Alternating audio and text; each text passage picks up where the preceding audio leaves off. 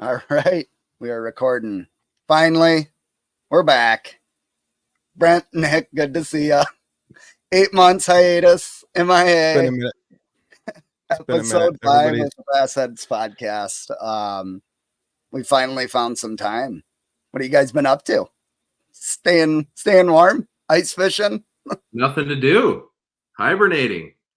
I wish we could. not ice fishing, which I sell ice fishing gear, so that's less than ideal for me. I'd rather there be ice. Not that I go ice fishing 10, 12, 15 times a year, but I would prefer that there was some ice out there. But it looks like it's coming. I mean, we're at single digits below zero in the next week to 10 days, so we'll be able to salvage some ice season at least. So right. Again, I'll make it out once or twice, and that's about it. What I've been doing is working.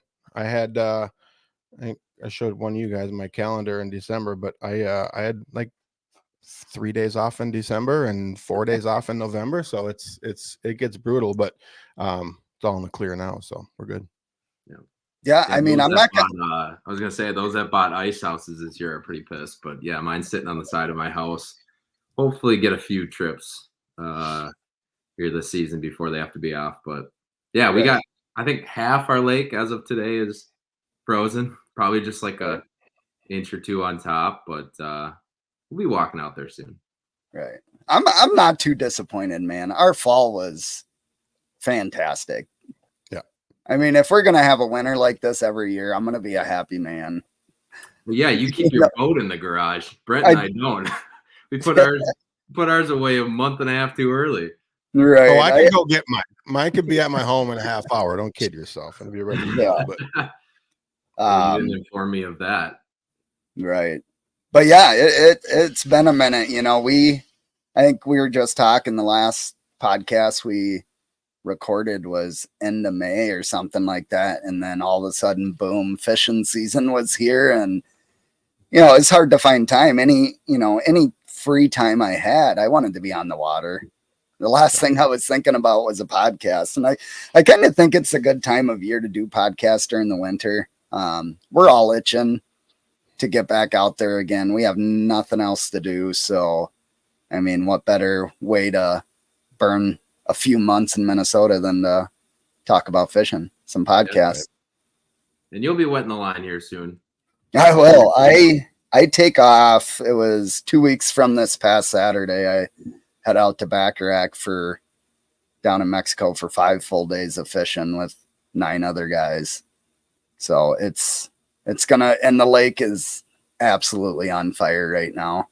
No like giants. There's been a few double digits, but boats right now are averaging over 100 fish a day with, half of them being over 5 pounds. Big fish are coming in at 8 and 9 pounds, bunches of 6s, bunches of 7s. And from what I've heard today from my guy, most of it's coming on DT10s and topwater. Oh, you hate that. I hate it. Right in my wheelhouse. So that's pretty easy to pattern. First hour of the day, topwater, DT10 till the evening. I don't know if my wrist can handle 5 full days of DT10 fishing. It might be numb by the end of it. You're gonna bring just a week in June for you. What are you talking about? Saltwater handle. Right. There you go. No, but it should be a good time. We got a good group of guys going down. Hopefully everything travel wise works out. My brother went down last year with a buddy, and due to weather, he missed his flight got canceled the first day. So he missed out on a full day of fishing. Yeah. So hopefully that doesn't happen, but it's definitely something that's going to break up the winter, which is super nice. Talking about ice fishing, I'm going to come back from that, and there's no way I'm going to want to get out on the ice and go fishing. That's going to be the last thing I think of. I'm just going to hope for an early spring, early ice out, and I can have the boat wet by beginning to mid-March or something. Yeah, you'll jump in the ice house and crack a few bush lights. Come on, don't act like you won't. I mean, I will if I'm convinced. If it's easy. Right. If it's easy, that's the whole thing about ice fishing. It's a lot of work. It can be. Yeah, it can be. Like we went last year, Tony, and it was like, oh, let's just pull up here and sit down and have some drinks and fish and cook a pizza. And You know, I caught one fish maybe, but whatever. Right. That is the other than, you know, the guys like Hayden, right? Who I don't know. I'm guessing he's still fishing, right? It's Could crazy. be. No, as of I saw a post. I think it was, I don't know when they were actually fishing, but he posted, was it today or yesterday? Yeah. And he was still out there. So Yeah. He's still going. But it's we're gonna have foot of ice, 16 inches of ice to get rid of rather than 3 feet of ice. So yes, the lakes, in theory, as long as weather stays cooperative, the lakes will be open earlier. My kind of fear is we have very little snowfall. I know in the cities we got, you know, 1.5 inches, couple inches today, maybe, but and we're supposed to get some in the future. But man, that's, you know, we've had some dry summers in the past few summers. So if we don't get that runoff, you know, I'm fearful for some of those lakes. It doesn't look great for that. So hopefully that turns around in March. And March is, you know, February, March is snowiest month. So I'm fine if we have, you know, in March, I'm fine with a couple feet of snow in March just to get everybody, the lakes healthy. Yeah, because those lakes are struggling towards the end of the year, that's for sure. We had some decent rain in December though, but definitely not enough. So hopefully we get dumped on a little bit. Some of those lakes fill up a bit. But speaking of dry summers last year, how'd the 2023 season go for you guys? Yeah, we had a good season. Brent and I teamed up for we've been doing a Tuesday night series for was that probably 3 years now. So we did that, and then we did the Greenhorn tour here in the northern suburbs. So that went pretty well. We had one bomb. And the rest of the season, the worst lake in the state. What was that? On the worst lake in the state. Minnetonka. Yeah, correct. Yeah, I'm sure you all can figure it out. But no, it was good. We made it into the championship and fished our butts off. Didn't cull in that tournament the second half of the day, and all we needed was 1/100th of an ounce. And we would have taken home the championship for the Great Tour. But, ouch! So that one hurt, but close one. The rest of the I don't season think we called after 10. What was that? I don't think we called after 10. Yeah, it's 10 or 11, something like that. And it was you looking back, obviously. I had one blow up on a frog at the end, but you know how frog fishing is. It was in some deep slop and didn't really get any hooks in it. So unknown on that, but I'm sure it would have. I mean, we had a squeaker in there, so it would have probably done it. But that's water weight, so that one hurt. But it was a fun season for sure. It was first year doing that, and pretty happy with the results on that. So looking forward to next year. Yeah, no, you know, I think the, you know, fishing was good this summer. I don't think I had any days where I absolutely cracked them. You know, we had some good days in Mille Lacs in the spring, and then Nick and I had a really good day in the fall on the river. But I think overall it was a good summer. I didn't have any days where I just lit them up. I mean, I had a few really good days, obviously, but I think the weed growth was really weird this year. I don't like, I love the flip. That's kind of one of my favorite things to do. And I don't know if I caught more than a handful of fish flipping this year. And I think that had to do with the weed growth, right? So that those canopies weren't there, and that deep weed edge wasn't great and stuff like that. So those fish were a little wonky that way.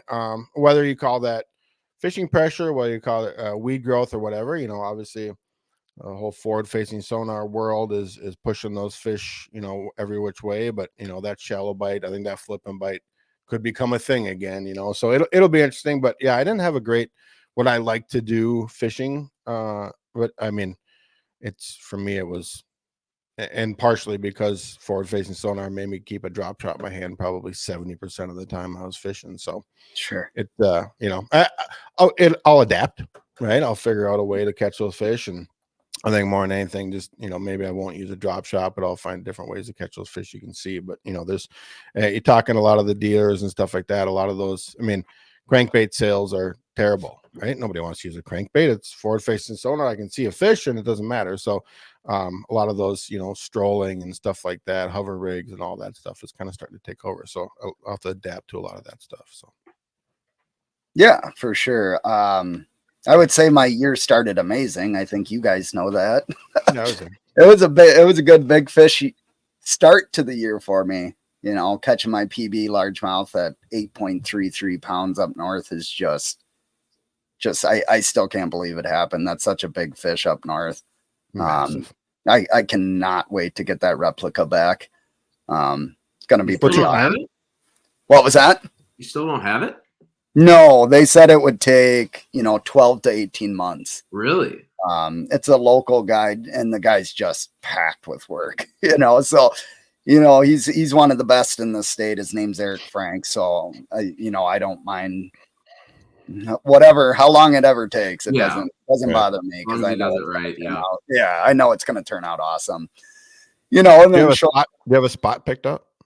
I don't yet. Probably somewhere back here. It's not going in the basement. It's going right above the fireplace, and you know it. I wish it would. I'll figure a place up out there and say, nope, it's staying here. We don't have a choice. Yeah. So that was a great, and that same trip, I got one right under 7 pounds. Couple fives. It was just an awesome start to the year, and then opener came around, and the week after opener, I took another trip up to Mille Lacs to go hammer them again, and ended up breaking my PB smallmouth, at 6 pounds, 6 ounces. So breaking your PBs, both your PBs in the spring, you're just, where do you go from there? Golf. And golf. Correct. Right.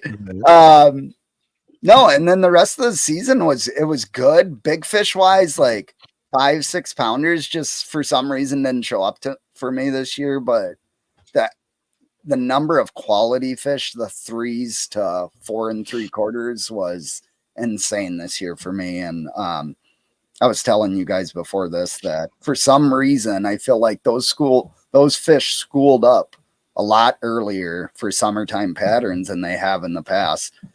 At least for the lakes that I fished, it seemed like they started schooling up in mid-June. It got hot real quick, and all of a sudden it's mid-June and I'm already getting into schools on a crankbait, which was awesome. And it kind of continued the rest of the year. Crankbait and chatterbait did like most of my damage this year. Football jig was usually my deal too, like midsummer the past few years, and I could not get that bite going this year for some reason. Not sure what the deal was, but I have no problem holding a chatterbait and crankbait in my hand at all times. I feel like this is a year where you had to be as open-minded as I mean, as far back as I can remember. My go-to baits didn't seem to work, like Brent was mentioning flipping. I can't remember a time where under probably a dozen fish all year on flipping. So I felt like this is the year where I had the most rods on my deck, but it helped gain confidence in some baits that I usually wouldn't throw. So that, it's definitely helpful in that way. Yeah, absolutely. Yeah, it was an interesting year. A lot of fish were caught. That's for sure. And just different ways than what you normally expect, I feel like. And then the fall, what a weird fall, some of that cooler weather started, the end of September, October for like a week. And then all of a sudden warm weather lasted until December. Like I've never had that happen. I just kept thinking to myself, this is the last time I'm going to be out. Then I'd be out, I went another 5 times after that. Oh man. Yeah, that was the worst mistake. I put my boat away. I was still the last to put my boat away in the storage unit, and she kept pressuring me like, okay, when are you coming? When are you going to bring it in? So I finally did. And I think I got out 2 more times after that. I begged Brent to borrow his boat and went out with another buddy, but I could have had it, up until last week. Like, right. Insanity. Right. If I didn't get busy in November, I would have kept mine in the guys in the state that got a longer bonus season. You asked Chase Hall how his bonus season went this year. I can't imagine. He had a good bonus season, that's for sure. Breaking his PB 4 times in the span of a week and a half. What was the biggest? I think it was 7.4. All on the You know. Yeah. No, and it was funny because he had never caught one over 7 pounds. And then all of a sudden he ended up catching 4. It was awesome. Crazy. This guy works hard, guy puts the time in, that's for sure. Just a jig master too. Yeah. Awesome. But yeah, I'm gonna bring it up now, but for everybody watching, we have a pretty awesome guest tonight. Is that what brought us back? That's probably what brought us back, right? It might have been what brought us back, and thanks to Brent, who has contact with him, reached out, was able to get him on the show. Pretty awesome. I've been following this guy for a long time. He's a guy from the north. So it's fun to watch those guys in the professional scene, do work, win tournaments, and just succeed, all over the country. It's just being a fan of bass fishing. It's just awesome to watch. So pretty fortunate that he was able to jump on this podcast, and we're going to bring him in now. We have Bassmaster Classic Champion Jeff Gustafson joining us tonight. So I'm going to bring him in now. Gussy, thank you so much for joining us. Yeah, no, I go a long ways back with Brent, like probably pushing 15 years, and I haven't seen you in a while, but you look good and look the same, and hey man, Brent reached out, so easy. Yeah, well, thank you again. We just started this podcast. This is like the 5th episode, and it's mostly revolved around just Minnesota fishing in general. There's not a lot of resources out there, that focus mostly on, the Midwest fishing. So, I developed the BassHeads Facebook group, 4 or 5 years ago, trying to bring everybody together as a community, help each other out, learn new techniques. And it's been super successful, a lot of information. And you being a northern guy, you deal with a lot of the, same structure lakes and stuff like that we do. So thought it'd just be awesome to have you on. And he won a nice derb. Yeah, he might have won a nice derb, which is coming up shortly again. So yeah, it is. It's coming up quick. I'm out in my garage here. It's sort of my fishing shop, and my new boat's outside. I have it, but I haven't really got to work on it yet. This is the old one. It's going away. The guy bought it. He's coming to grab it here in the next few days. But yeah, just kind of, working on getting my gear organized, and I'm here till like the end of January, and then get down south and get a little warm up in before we get rolling. But a lot of work to do between now and then. It's like every year, okay, I have so much time to get my shit together, and I'll be like right to the night before, I'll be up all night trying to pack the last of my tackle or whatever I want to bring. But yeah, how chaotic is that? Because there's not a lot of time in between the season ending. You got to get a new boat, you got to get it all rigged up, new electronics, new wrap, new sponsors if there are any. There's always a little bit of change every year, and then the boat, it's awesome.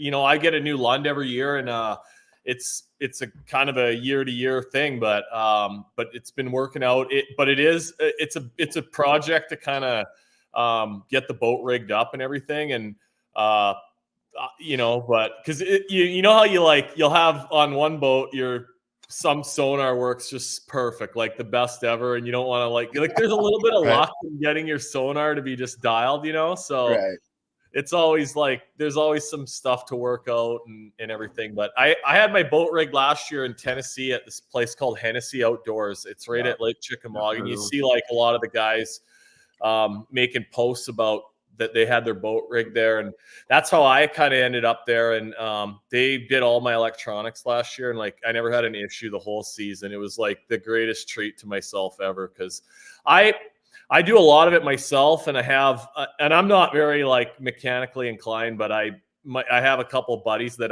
help me out too, and we'd always get after it for a weekend and kind of get it rigged up. But Right. but yeah, it was nice having those guys really do it professionally. Yeah, I was gonna say. So will you that's stop fun on for the way down? novices like us, but when it comes to your career, you want them to take care of that. Yeah, like, and especially the way it is now, like you don't want to have a bad day, So everything you can do, but yeah, Brent, I'm gonna go down to Tennessee. So we start the season in Texas. Going to go a little bit out of the way, but it'll be worth it. And Carl Jacobson, one of my good buddies out on the Elite Series, he lives pretty close to there, so I'll be able to stay with him and visit with him for a few days, and probably catch a fish or two. And just by the end of January, it's been a pretty easy winter so far, but by the end of January, it's like let's get it done. Crap. I bet. How's the past year gone? I mean, being a classic champion, that's like what people dream of. That's what you as a competitive angler, I mean, that's what dreams are made of right there. Yeah, I mean, I still like, and I've said this a few times in the last while, but like I'll have a couple times still every week where I'm like, I can't believe that actually happened, and yeah, it's been crazy. David Fritz was on a Mercer's podcast maybe a month ago or so, and he retired from the Elite Series this year. But his advice to everyone was, I recommend that you win the Classic. And that was very well. Well, yeah. I liked it. How, it really is kind of life-changing. And yeah, it's been pretty awesome for sure. Yeah. I mean, it's hard enough to early in your career, so you can go for many more. Well, hey, I'm starting to feel old. I'm 41, but like I'm way above the average age now. It's unbelievable. Just in the I've been doing it for a little over 10 years, and like how much it's changed. Just like the age of the field, right. And kind of a veteran now. Yeah, which is crazy. It is crazy. But yeah, but yeah, these young guys come in, and it's been pretty impressive the last couple of years, like how good a lot of them do. Yeah. Do you think a lot of that is because of the high school program, or do you think a lot of it is elephant in the room, forward-facing sonar based, right? A lot of those guys just getting that ahead of that curve faster. I think that's that, because you look at like most of the guys that are really standing out, they're very good at it, and like that's part of it for sure. But I think just the like high school and college, these guys just get experience at all these different water bodies like at a much younger age, and just time on the water, like that's the recipe, Well, time on the water, and I feel like information at your fingertips. We had to wait till Bassmaster magazine and episodes came out to learn how to do certain techniques. And now you can YouTube anything you want, watch, go back and watch your tournaments, watch how you succeed and everybody else doing the same thing. It's a different age. Yeah. Like there's no, you can't really keep any secrets anymore.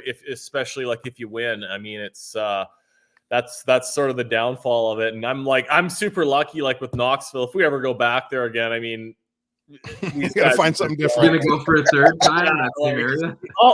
I'll be the favorite. I'll get a bunch of hype, or exposure leading up to it. But like I know how good all these guys are, and like they will expose what I was doing a lot more than they did. And but lucky luckily I got the win out of that system, and right.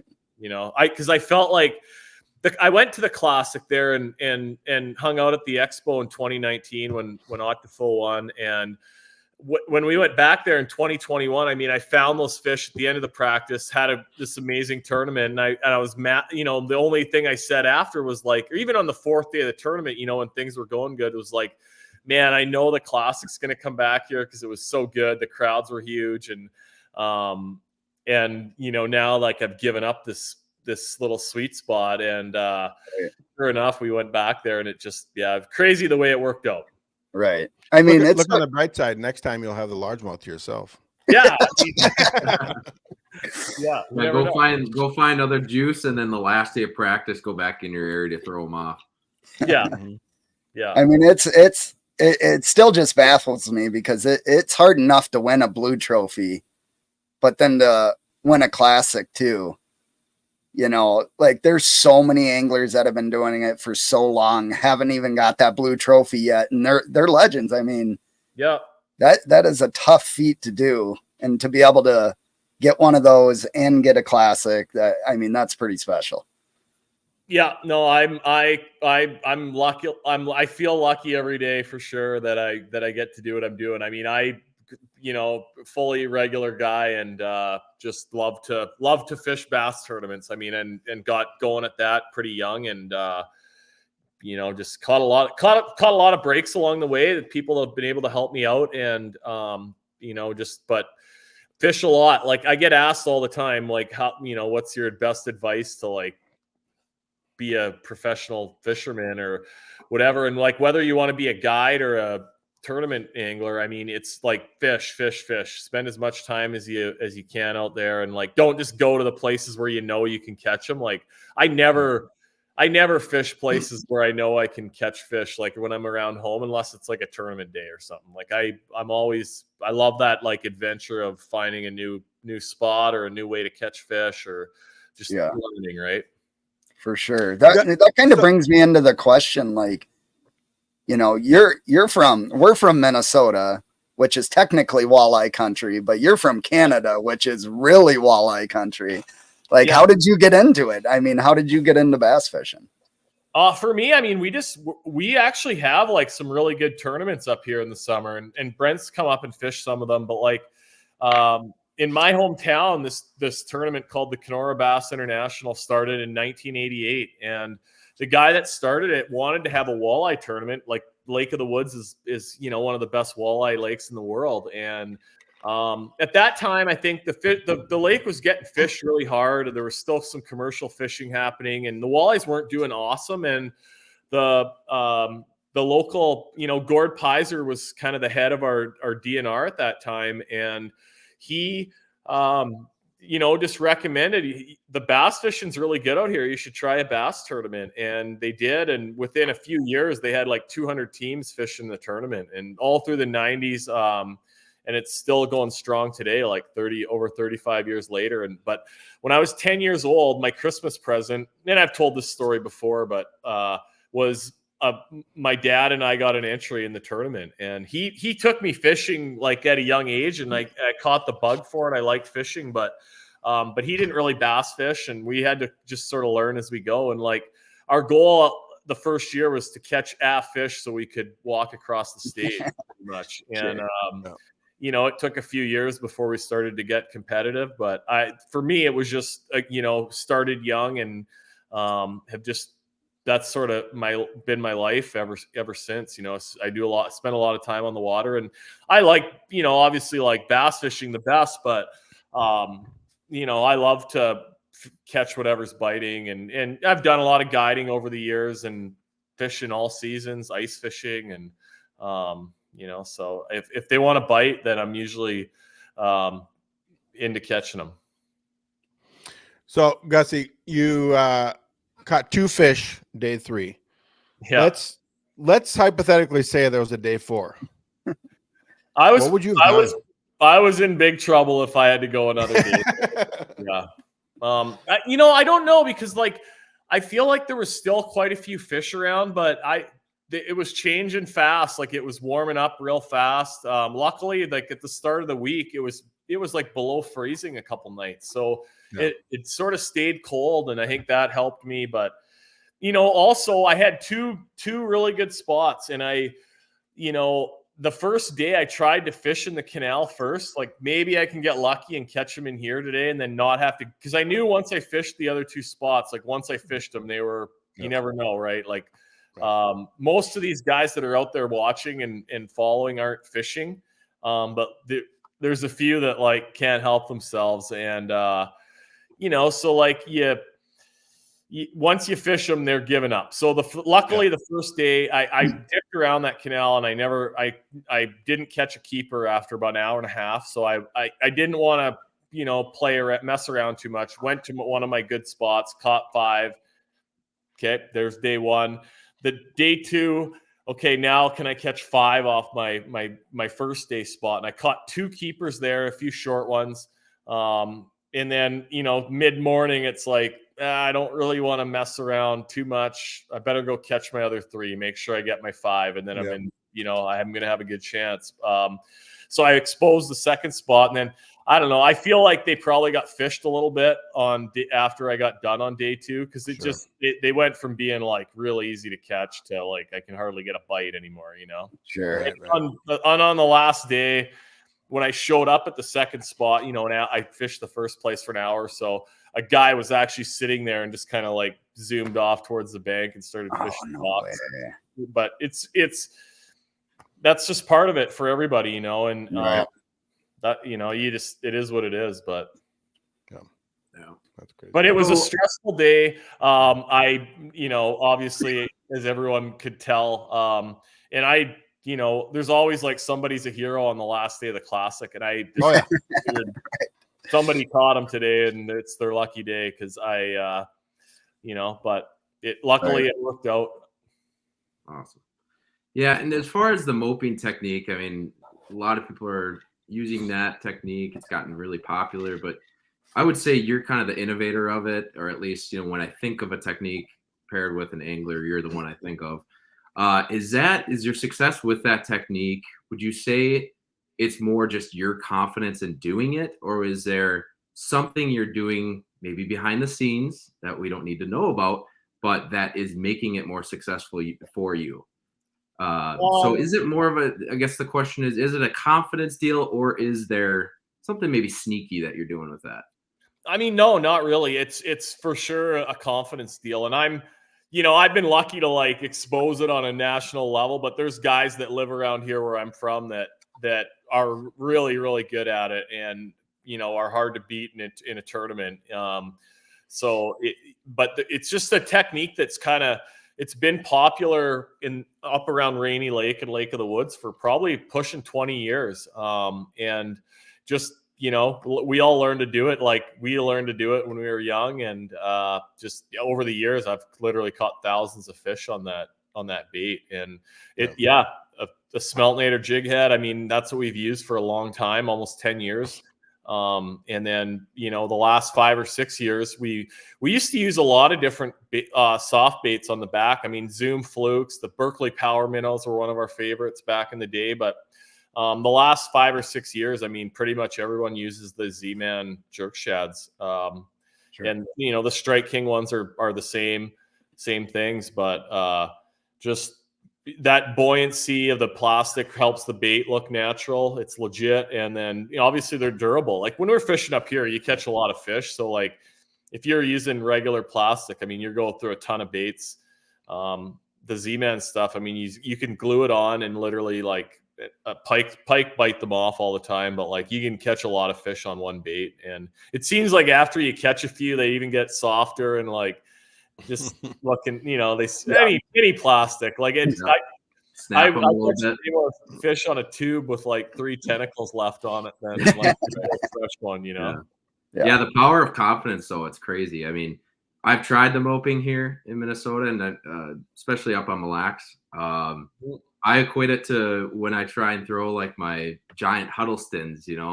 5 casts, I just can't do it anymore. I put it down and move on, and it's just, but I have my confidence baits that, you'd feel the same way. But that's definitely one of them where I bet a lot of anglers around here have tried it and put it down pretty quick.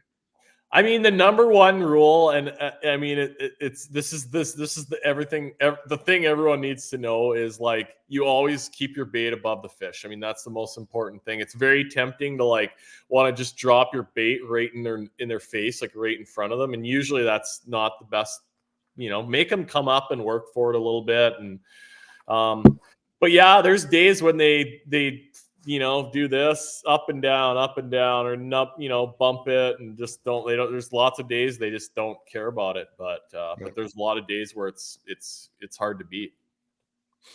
Yeah. It's just got to be a cool feeling to, have a technique that you're confident in. That's kind of a northern thing, and be able to bring it down south, and win a tournament on it. That was one of those techniques where like I had it for like 10 years. Like, okay, someday I'm going to get an event where I can do this.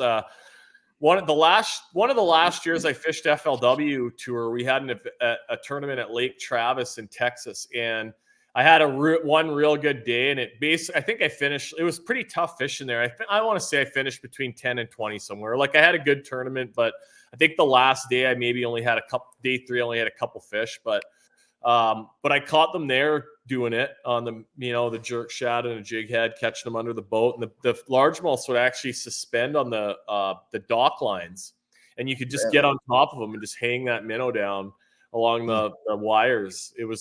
I actually never lost any. It was crazy fishing around those wires, but but it was one of those techniques where like I knew I'd get a shot at some point, and luckily made the most of it, because we go out to Lake Champlain this summer, and I got my butt whipped, and then you watch the stuff back, get home, and everyone's catching them on like my bait, and it was brutal because I kind of had a bad event there, but yeah, these guys figure everything out pretty quick. The marabou jig was the same thing. I mean, just like, okay, someday, and then we go to the St. Lawrence River, and it was in late August, so like, you go there, and there's so many fish out deep. You get doing that. Well, Chris Johnston he finishes second, and like I watched that back after, and I'm like, he's catching them all on a hair jig. Like, oh no, missed that one. And now that's mandatory equipment just about everywhere we go in those summer tournaments. Guys are catching them on it. So yeah. What so 2024? So give me 2 tournaments. The one you're looking forward to the most, and not that you're not looking forward to any tournament, but the one you're like, I'm not so sure. I mean, I love those smallmouth. Those New York lakes are so fun. I mean, they're similar to the fishing we have in Minnesota and Ontario. Very similar, and maybe even better for how much pressure those places get. I mean, they're Lake Champlain and the Ontario are awesome. I'm excited for Lake Fork in February. Fished there a number of times, never in the winter. It's always been sort of post spawn. So yeah, there's gonna be like mega bags there, I'm sure. Oh, that forward facing's gonna come into play there for sure. It should work pretty good at Toledo Bend and Fork here in February. So yeah, I'm excited for. It's like, I hate that question kind of, because you always have a few that like you see their places where you've done well in the past, or smallmouth places for me, and those are sign me up. But like right. A lot of your best tournaments happen when you're not expecting it, or in very rarely do you get to go to any of these places and like you get to fish like how you expect to, So preconceived notions, right?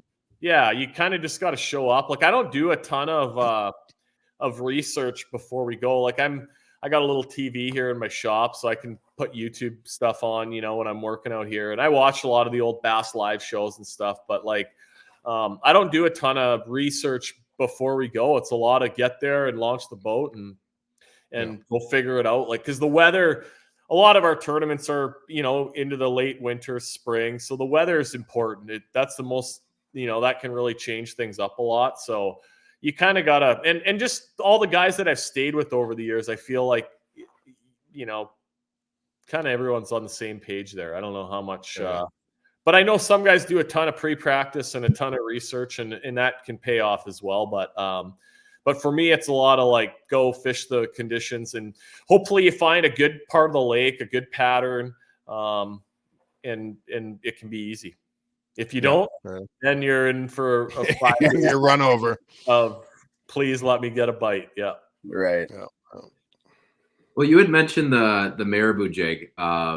So I actually have one of the old Northland marabou jigs, but I saw that they just released a new version that you've been talking about on Instagram. I've seen you mention it a few times, but can you talk a little bit about that and how it compares to maybe your traditional hand tied or even like the fighter fly? Yeah, you want to talk a little bit about that? So basically, like this is the new Northland one. So we got a whole lineup of like Elite Series jigs coming out that are built with Gamakatsu hooks. They're kind of like for tournament anglers, good stuff. And then these marabou jigs, you get 2 to a pack. Open one up here, and they're sort of. We told them how we wanted them to be tied, like no spines. So the lazy way to make these is to just tie the end of a feather on a bunch of them, and you can tie them quick and easy. But if you get those stiff spine pieces in there, they just don't swim as nice and look as good. So that was the first thing. The second thing is the hook, the gammy hook, and then also I like to have a little keeper on there. You can kind of see that. Yeah, that's nice. Little keeper. I like to put a little body on the jig, and that just kind of keeps it bulked up a little bit so it doesn't sort of turn into a drowned rat in the water. And then also it allows you to cast these things a little bit farther too. So that was about it. Just good marabou. When you blow on the back of them, you want it to be kind of just even all the way around. You don't want to have any patchy spots or holes. And they're tied good. They're for tournament anglers. So I think they're as good of jig as anyone makes that you can buy for sure. Right. Awesome. Gus, did you put plastic on yours? Are you putting a chunk of plastic on there too? Yeah, and that's why I want that little keeper on the shank, to put a little plastic body on there. And perfect. I used a piece of Senko for a long time. The last few years I've been using a piece of like the Maxent Senkos. They're just I think they like that stuff, obviously.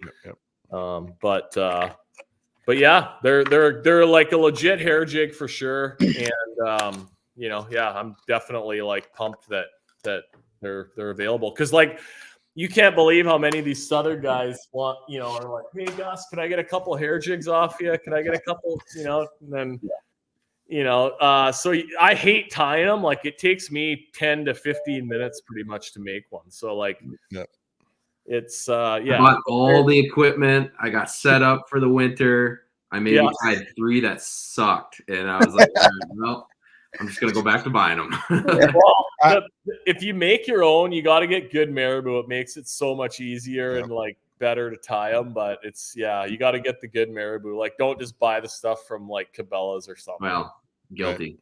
Right. Yeah. I did it for like 2 years, and I'm like, well, this is a waste of time. Like I got $50. I can just go buy some damn.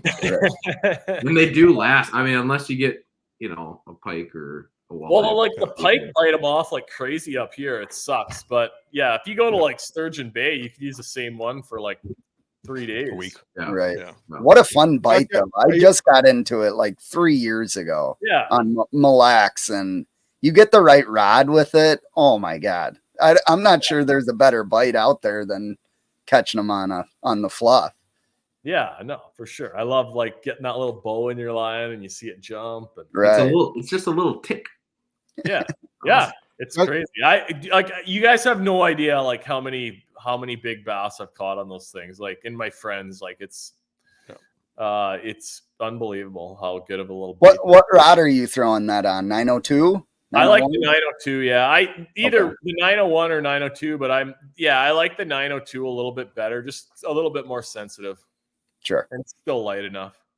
Yeah, Gussy, on those Canadian tournaments, the KBI, Fort, and stuff like that, is that thing mandatory? Like, do you have that on year round up there? Yeah, for like. We have a lot of tournaments in September and into October, and I don't really use it as much then. You still could. For sure, but like those July and the KBIs in August, yeah, absolutely. Like if they're in shallow water at all, like what happens for us up here, and I'm sure you get this a bit in Minnesota too, but when we get those hot, nice sunny days in the summer, like the hotter the better. A lot of the big fish like get right up shallow, and it happens at Lake Ontario.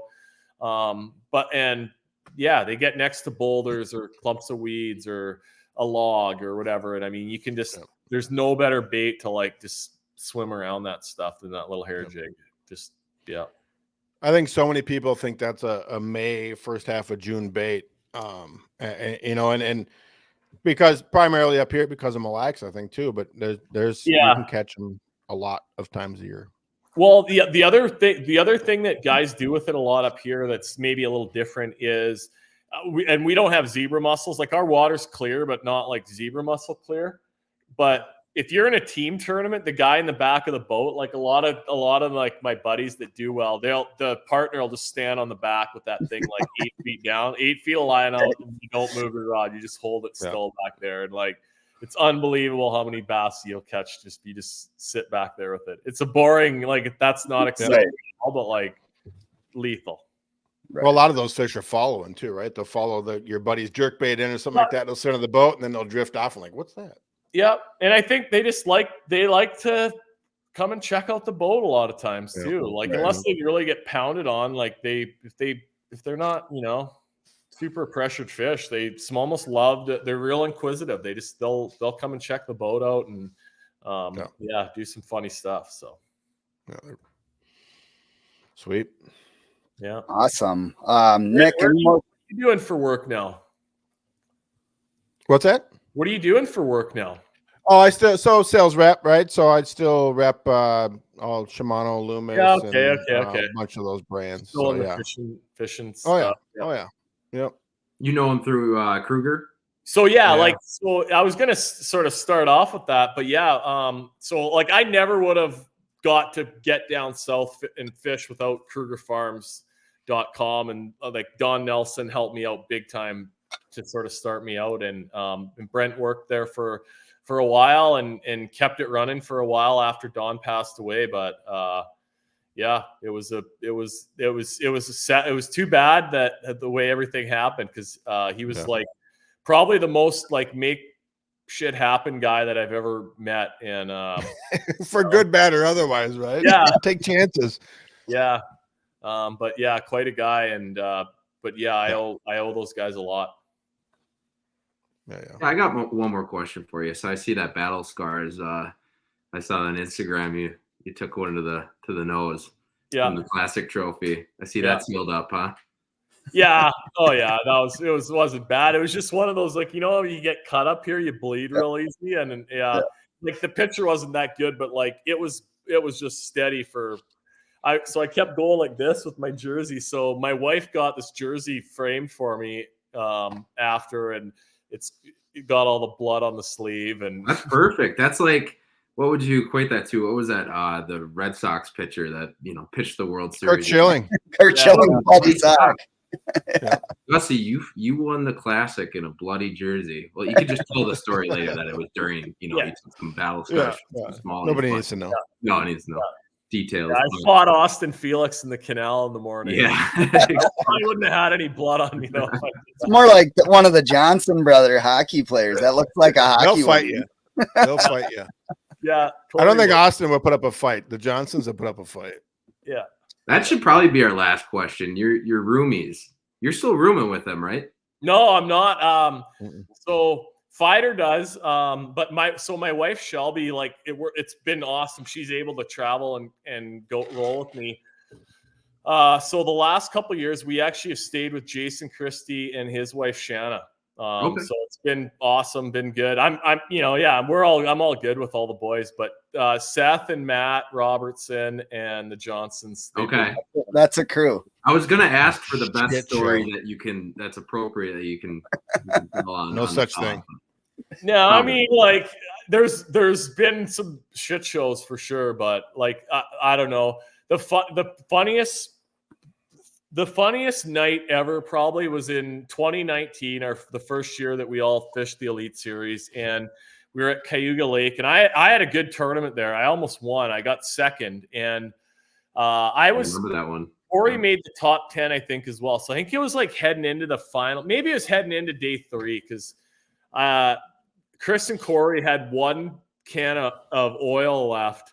and it was in Chris's truck, I think. And for some reason, I don't know whose fault it was. We'll never know. But you know, their stuff's just a big piled mess all the time. They sort of share everything. And Seth, for like the last couple tournaments of the year, had hired this kid to be a cameraman, and he's gonna like a lot of the guys do, like the TV, the YouTube shows with like in the house and a little bit of fishing. But like this was no. I don't even think he was going out on the water with Seth at all. Like he didn't want him for that. It was just all the dong show going on around the house and everything. And he ended up, so he had this guy filming all this stuff. So we got video of it, and I watched. He did a show, made like one episode with it, and it ended up having to get taken down because it was LFC boys. It's so good. Yeah, but anyway. Chris and Cory ended up like fighting over this jug of oil, and like a flipping stick came out, and like Cory hit Chris with a flipping stick, and then that was like probably my most memorable, like those two having a battle, and yeah, all over a jug of oil. That is awesome. So those four guys seem pretty, like, they obviously like to have some beers or whatever. Like if one guy is like, let's say Seth a couple years ago, right? He's in AOY. He's got to be more focused than normal, right? Do they lay off him, or do they ride him pretty hard the whole time?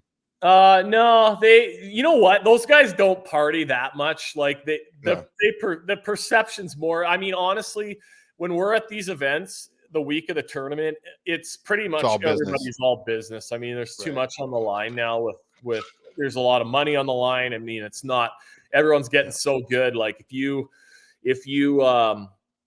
you know, give them 1 inch, like these guys are going to beat you. And so it's, you know, after Friday night or Saturday night, after things wrapped up, like, you know, everyone, that's what's fun with that was the fun part of staying with all those guys, is they do all like to have fun and have a good time. They're always in a good mood. And, you know, but honestly, like during the events, everyone's pretty tame and pretty business. Yeah, that's awesome.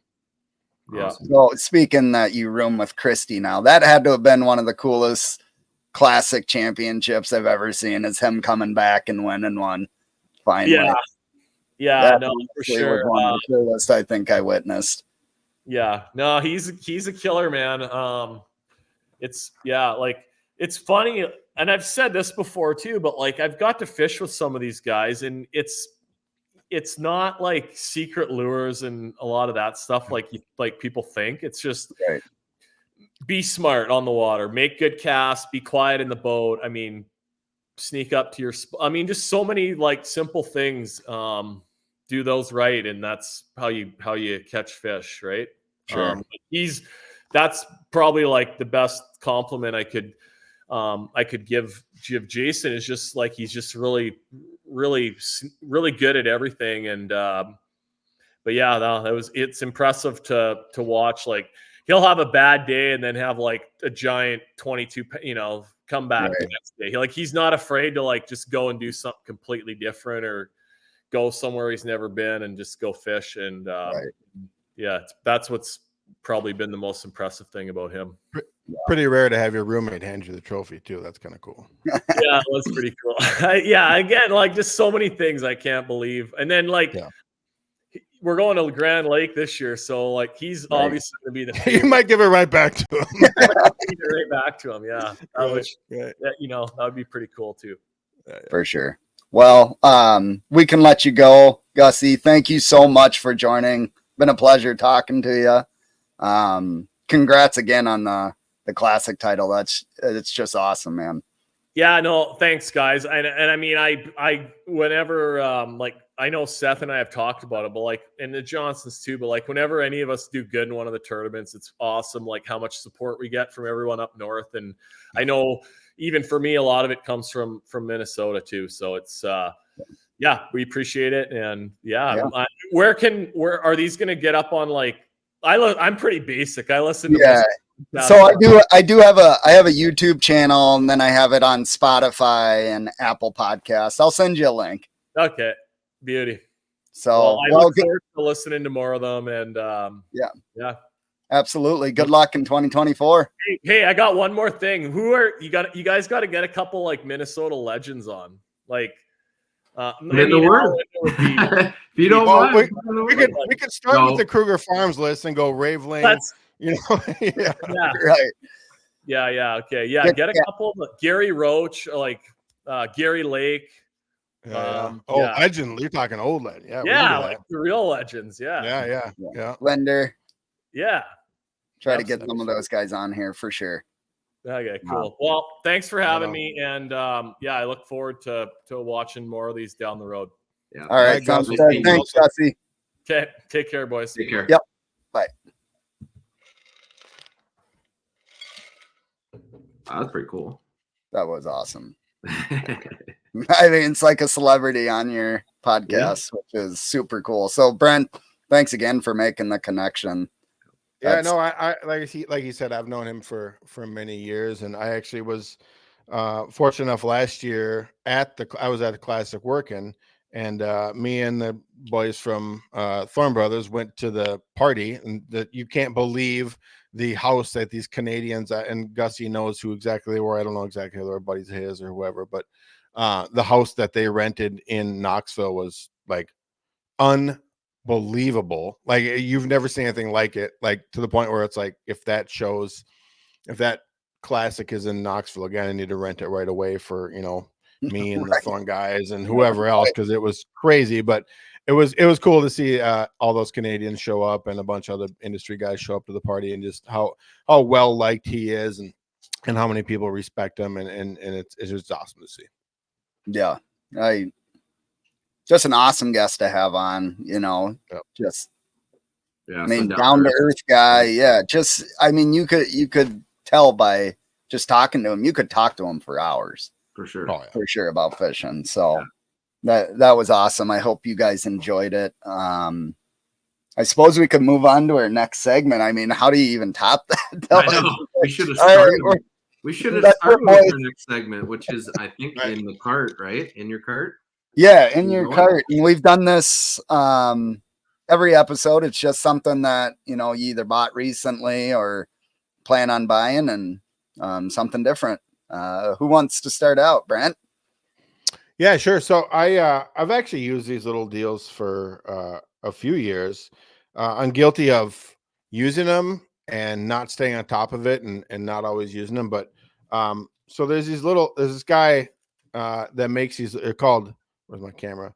The bait hitch. There's little hitch keepers. I'm trying to get a hold of him a little bit more. He had a website and took it down, but we'll post something or on BassHeads and all that as far as where to get these deals. But so here's kind of one version. Doesn't look like much. Looks like a little safety pin kind of deal, right? But when you there's a few different versions of it. This is one of them. But if you put that on a Kitech, for instance, you can see it goes in the head there and comes down and basically kind of clips into the bait, right? So I take these little prongs and put them in the side of these baits, and they keep these in there, right? So I can pull on that Kitech forever. I can pull on it all day, unless the tail gets broke or something like that. That thing's not coming down. We've all used glue. We've all, shredded our baits and stuff like that. But these little deals, they're unbelievable especially for a swim bait.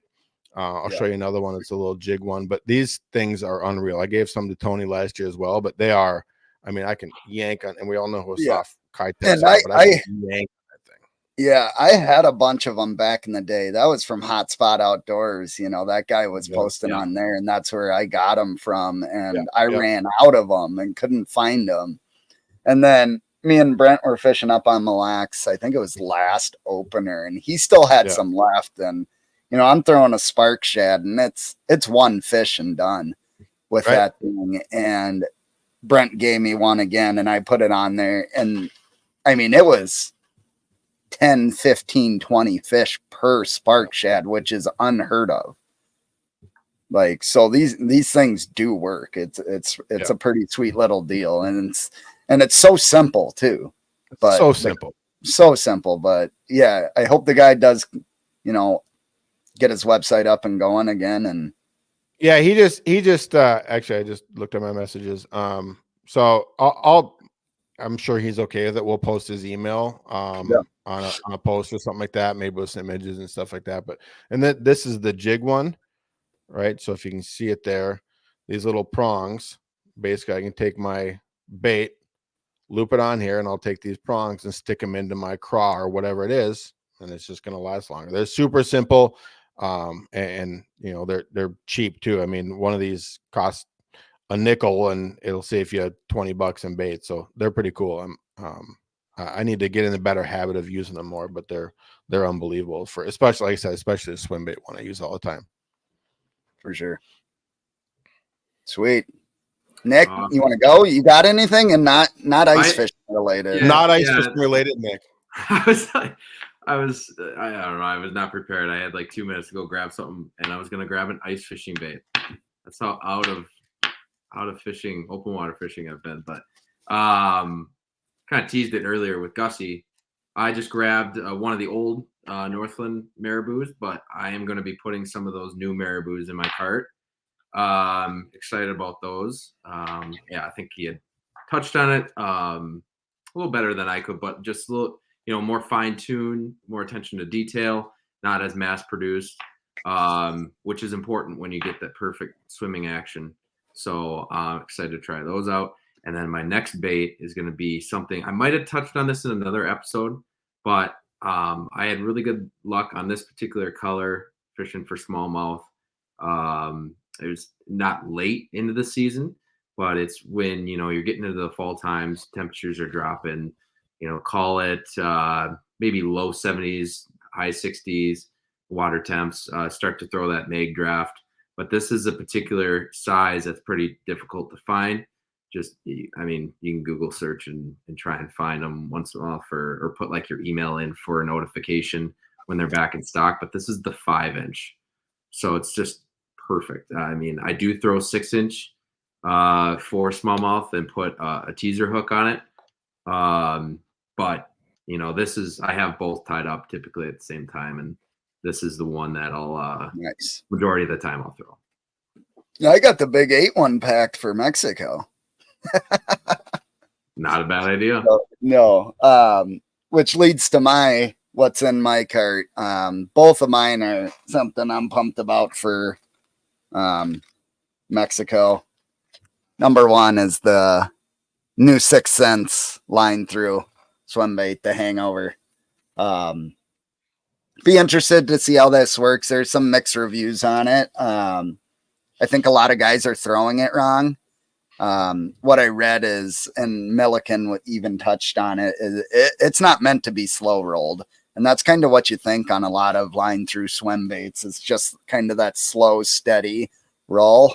But I think you have to move that bait. He's got a video up of how to actually throw it. But he even addressed it. He's like, if you go slow, it's gonna roll on itself and not that tail doesn't kick. So, Tony, where'd you get that? I got that at Waypoint. Okay. I stopped in to get that because I had one other thing that they were carrying that I wanted to get, and since Dude Hair, Jason Dudek's hair jig. Just guy makes some awesome hair jigs, some hair colors. I'll pull that out, especially for Mexico. That thing just has a little purple in it, little orange in it. Kind of looks like a tilapia to me. Yeah. And I don't think those guys, especially the lakes down in Mexico, I guarantee a lot of guys aren't throwing hair jigs down there. No. No, but I hope you got more than one. I have 2 in the mail. I reached out to him again because this was the only color I liked that they had at the store. Then I reached out to him, asking for kind of like a parrot color, that chartreuse and blue and stuff like that. And he had a couple that were very similar to that, and 3/4 ounce is what I wanted too. So he sent those off in the mail today. Cool. So that'd be a fun bite to get on. That's for sure. Yeah. Report back. Yeah. I hopefully we'll do another podcast shortly after I get back. Like I said, I leave in less than 2 weeks and I'm down there for 5 full days of fishing, 6 nights. Should be a pretty good time. Awesome. We're kind of wrapping this up here. One other thing I wanted to bring up is the BassHeads have a new partner. We've partnered up with Amp Outdoors Lithium, which super excited about. These are lithium batteries. I think everybody's heard of Amped around here. You know, when I first started thinking about lithium batteries, that is the brand that popped in my head. You know, initially they started mostly with ice fishing stuff, but they've made it into the marine world and make some really good lithium batteries. And we partnered up with them, and they're going to offer BassHead members 15% off on any lithium batteries. So I'll be making that post probably before this even gets posted. Announce the partnership and the discount code for all the BassHeads out there. So super thankful for Amped for being willing to partner up. Matt, the owner of Amped, I think it would be a good idea to have this guy on the podcast too, because this guy knows the ins and outs of lithium. And I think that it's, you know, I feel like it's just everybody knows about lithium and hears about lithium and wants them in their boats, but like the ins and outs of why you want them in your boat, why you want them running your electronics, you know, from the capacity, what do you need in your boat? So I had a good probably half-hour conversation with him on the phone, and it was really informative. It was a lot of stuff that I didn't know about. So I think it'd be a great idea to have him on the podcast, just kind of go through some of that stuff. Yeah, I've worked a lot of shows, events with Matt. I run his batteries as well. He's an incredible wealth of knowledge. Like some of the stuff, I don't know of another company that has taken. I mean, he's taken apart every battery there is. Literally every battery that's possibly made, especially lithium. Obviously, he's taken them all apart, and he's found stuff that's good. He found a lot of stuff that's bad and stuff like that. So he's a really good resource. So here's what makes this battery better than our, than other batteries or whatever it might be. He's the guy's ate up with lithium, and it's cool to see. It's amazing just to listen to him and how much knowledge he has and all that. So definitely a good person to have on. Yeah, for sure. One last thing before we kind of call it quits, being that it's 2024, I just kind of wanted to say thank you to everybody that's like partnered up with the BassHeads in 2023. We had some awesome partnerships.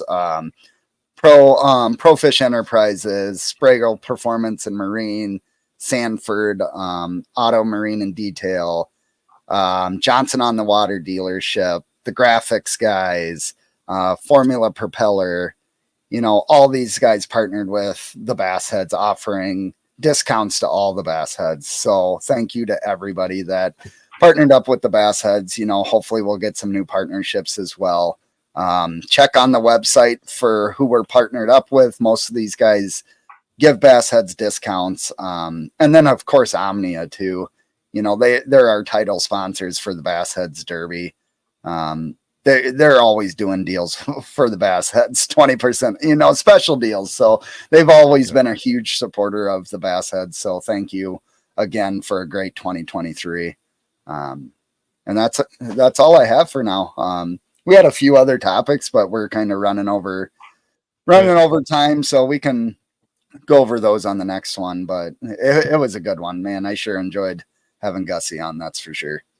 Yeah, and I think you guys, if for those of you listening, give us feedback and stuff like that. I think what we really want to do is a lot more themed podcasts, like Tony said, electronics. We want to do one with Springle Marine and do like a rigging or just kind of all electronics, a lithium one, or we'll get some of these retailers like Pete or Jacob or whoever from Omnia on and stuff like that. And just I think we want to do a lot more themed podcasts and just get a little more traction as far as that goes. So if you guys have ideas and who you want to see on the podcast or ideas for themes and stuff like that, if you want, we can do a lot of different stuff. So we have a lot of different connections. So let us know. Yeah, for sure. All right, boys. Awesome. Well, it felt good to be back. That's for sure. Yeah, we'll see you guys in 8 months. Yeah, I was gonna say we're on a almost 1 a year pace here. There we go. So we're killing it. We're on pace. I'm going to watch Michigan beat Washington now. So Yeah, it's pretty ugly for future Vikings quarterback Michael Penix Jr. All right, guys. Until next time. All right. See ya. Bye.